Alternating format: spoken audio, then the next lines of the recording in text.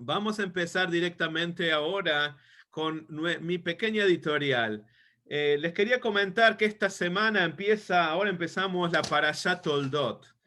La Parashat Toldot tiene muchas cosas interesantes, pero como saben, me gusta traer cosas de la vida diaria, de la vida cotidiana.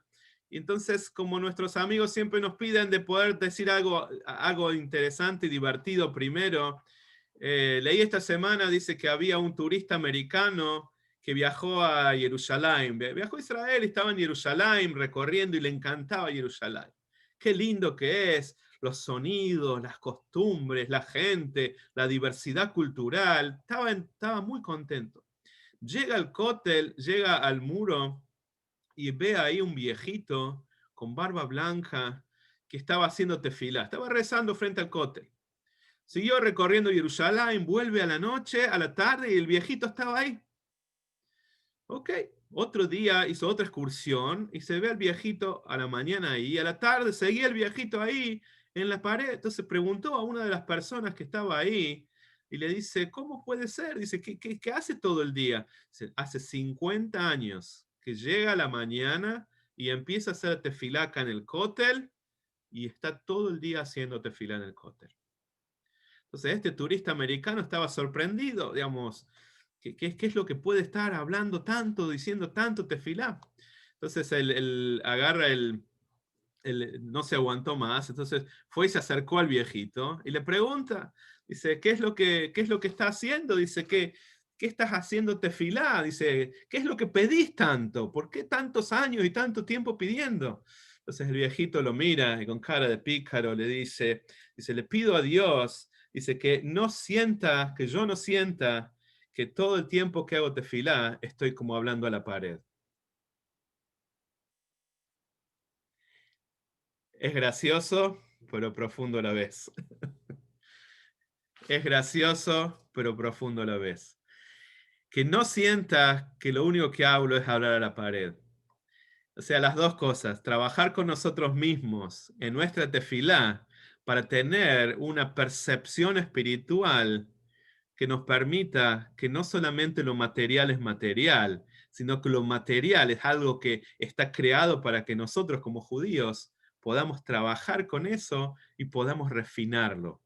Y que nosotros sintamos ese refinamiento, que la pared no es solamente una pared. Así que es, como le gusta a Pablito, algo alegre pero con contenido. Pero les cuento algo interesante. Hace un tiempo atrás tenía un paciente que, un matrimonio, digamos, en los 50 más o menos, que son pacientes míos por mucho tiempo, por años, casi desde que llegué a Canadá. Digamos, muchas veces después cuando los chicos se hacen más grandes, las familias me piden que siga también a sus hijos. Entonces, esta familia me pide si podía atender a uno de sus hijos, que estaba alrededor de los 20 años.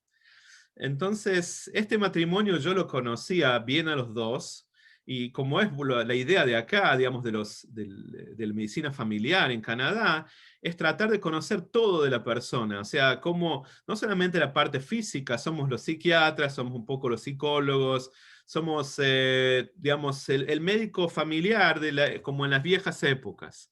Entonces, esta familia, el papá es, tiene un problema de ADHD del adulto, se llama. O sea, digamos, estos trastornos de atención, digamos, del adulto. Y bueno, ese es el diagnóstico que tiene. La mamá tiene un diagnóstico lo llamamos en inglés GAD, como sería trastorno de ansiedad generalizada. Entonces, imagínense esta combinación, esta pareja, esta familia, donde, digamos, un papá un poco distraído, podemos decir, y una mamá sumamente ansiosa, pero no es un poquito ansiosa, sumamente ansiosa. Entonces, bueno, ¿cuál de todos los genes habrá recibido este hijo? Entonces venía el hijo a atenderse, y el hijo viene a atenderse, ¿por qué? Digamos, ¿cuál es el motivo de consulta? El motivo de consulta era alcoholismo. El motivo de consulta era alcoholismo, y eso es, digamos, eso en parte es duro y es difícil, pero es la belleza de poder, digamos, tratar de entender los aspectos físicos, emocionales, sociales y espirituales, todo junto. Este es un chico judío, una familia judía. Entonces, bueno, el chico tenía un poquito de los dos, de los padres, digamos, trastornos de atención, lo que le generaba más ansiedad, y él empezó calmando, entre comillas, su ansiedad con alcohol, y quedó atrapado en la adicción al alcohol. Déjenme hacer un paréntesis. Una de las discusiones más interesantes que tenemos en nuestra Torá permanentemente es el concepto que muchas veces hablamos de lo que llamamos elección versus determinismo. ¿Cuánto es nuestra decisión y cuántas cosas ya están determinadas por Dios? ¿Qué cosa está en nuestras manos poder cambiar y qué cosas ya están fijadas por Hashem mismo y no es algo, digamos, que está en nuestras manos poder cambiar?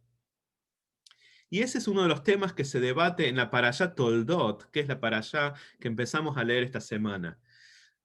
Traten de leerla y les va a encantar. Y una de las preguntas que surge es, Rivka estaba embarazada y estaba embarazada de mellizos. Mazel tov. Mazel tov, estaba embarazada de mellizos, qué lindo. No había ecografía en esa época, pero ¿cómo se dio cuenta antes de la ecografía de que estaba embarazada de mellizos? Porque pasaba frente a una sinagoga, pasaba frente a un shul, y el bebé se movía y empezaba como a cantar y bailar más o menos adentro. Después pasaba frente a un lugar de idolatría de esa época y el bebé también empezaba a saltar. Entonces preguntó a los sabios y le dijeron, tenés dos bebés. Entonces, este embarazo dio a luz, digamos, es lo que en el Midrash está traído a dos pueblos, dos naciones nacen desde este embarazo, que nace Jacob y nace Esaú. Una de las preguntas profundas que tenemos es, ¿cómo puede ser que digamos, las dos cosas, los dos cosas opuestas salgan de los mismos padres? Y también nos preguntamos, entre otras cosas, es el concepto de determinismo. Directamente de aquí salieron dos pueblos. Jacob está traído de que era una persona que amaba directamente la casa de estudios. Por naturaleza era un estudioso, una persona de una personalidad mucho más refinada, mucho más intelectual, no impulsivo. Y Esaú, su hermano, por naturaleza, ya de nacimiento, era un cazador, era una persona mucho más agresiva, más violenta, y ya se veía esto desde el mismo momento de su concepción, desde el mismo embarazo. Entonces después estos muchachos salen al mundo y cada uno crea dos pueblos. Uno crea un pueblo, digamos, de estudiosos, de sabios, y el otro crea un pueblo de gente agresiva, de gente impulsiva, de gente que está permanentemente, digamos, más en la glotonería, en el materialismo, en las cosas más burdas. La pregunta es, ¿por qué criticar a estos dos, digamos, a este muchacho, a Esaú, si en realidad esto ya estaba determinado, lo vemos desde el mismo embarazo? ¿Cómo podemos criticarlo a él? ¿Cómo podemos juzgarlo a él si él directamente estaba predeterminado a este tipo de vida? Podemos decir más. Si hablamos, digamos, de Abraham y Sara, los primeros patriarcas, ellos tuvieron a Isaac y a Ismael, pero Ismael fue de otra mamá. Pero cuando estamos hablando de ahora de Isaac y Rivka, dos tzadikim, padre y madre, y los dos tuvieron a Isaac y a Esaú, son de los mismos padres y madres, y hasta son mellizos. Entonces, ¿cómo puede ser de que de ciertos padres así puedan salir hijos tan distintos? Entonces, esto que parece un análisis superficial es un análisis que nos ayuda a entender a nosotros en cuanto a cuáles son las cosas, digamos, que tenemos en nuestras manos para poder cambiar en nuestras vidas y por qué podemos llegar a decir que Esaú también era responsable de sus acciones. cuando uno se pone a pensar, dice, en el mismo el Rambam, Maimónides, que tanto nos gusta estudiar, en su introducción al Pirkei Avot, trae algo muy interesante. Dice que hay dos tipos de personas. Hay la persona que es un tzadik, que vive en una forma perfecta, y otro que es un conquistador, que él conquista todos sus impulsos. Entonces, lo que trae acá interesante es que existen las dos cosas. Existe la persona que por naturaleza nació de una forma determinada y la persona que aparte de esto nació con una tendencia no necesariamente buena, pero que la logró conquistar. Nos explica nuestra Torá y el Rebbe trae permanentemente el concepto en filosofía jasídica de que hay dos tipos de placeres. El placer de comer algo rico, ¿vieron esas tortas riquísimas? Y también el placer de cuando mi señora hace el Eisenfleisch, ¿vieron? Cuando le prepara la carnecita, la carne esta que es agridulce. ¿Por qué es tan rica? Porque combina los dos gustos. Combina algo rico, que es más amargo, con algo dulce. Y lo rico de esto es la combinación de las dos cosas. Dice Hasidut y nos explica el Rebbe que la belleza muchas veces de tener impulsos no necesariamente buenos es el placer de poder ganar y conquistar ese tipo de impulsos. En definitiva, el placer máximo no es solamente cuando las cosas no son fáciles, el placer máximo es cuando algo nos cuesta, nos esforzamos y lo logramos. Entonces, en definitiva, viene Dios y nos dice dos cosas. Esaú tuvo una educación junto con su abuelo Abraham, la misma. Estaba en sus manos poder conquistar esto.